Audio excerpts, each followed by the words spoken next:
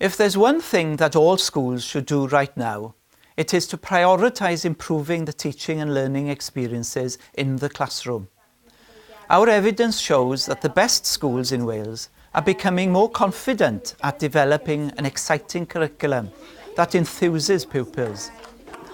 Leaders in these schools work with staff, parents and the community to create a positive learning culture. They invest wisely in professional development and understand that improving the curriculum and learning experiences for pupils goes hand in hand with improving the quality of teaching. I'm at Ysgol y Wern, where enriching classroom experiences help to challenge pupils and develop their skills, including those in ICT, numeracy and literacy. Staff work well together here to encourage innovative teaching. They focus on improving pupils' achievements by creating learning experiences that interest and engage pupils. Teachers plan activities that appeal to all pupils and take account of their interests and abilities.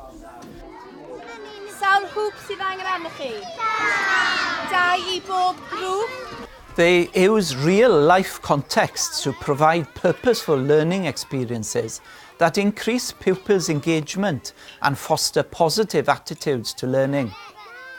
Most importantly, pupils become confident, independent learners who show resilience when carrying out their tasks and activities and are well prepared and eager for future learning.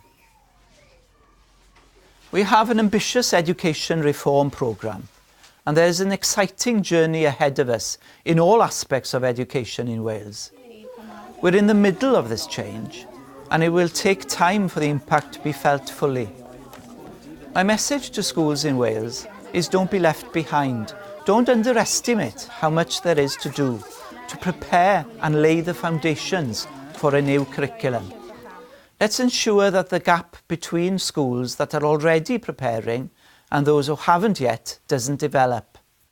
Our roadmap is a resource all schools can use, no matter where they are on their improvement journey right now. It identifies 4 stages of curriculum reform, and it can help support schools to gauge how prepared they are for change. So I encourage you to read my annual report and use its resources to help your self-evaluation and improvement planning. Prioritise improving the learning experiences in your classrooms and make sure you are as ready as you can be to offer an education to your children that excites them and equips them for the future.